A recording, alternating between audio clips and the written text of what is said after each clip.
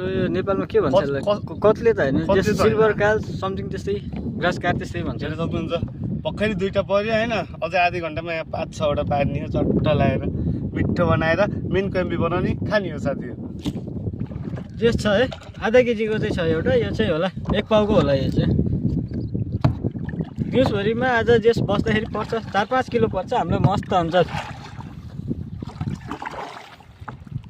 भाला अझै पनि त्यतिकै छ हाम्रो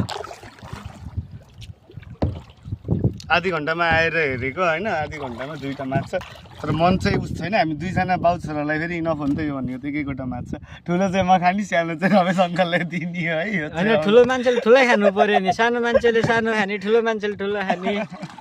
सानो मान्छेले सानो खाने अगाउँछ सानो पेट हुन्छ के कुरा गरे बाबु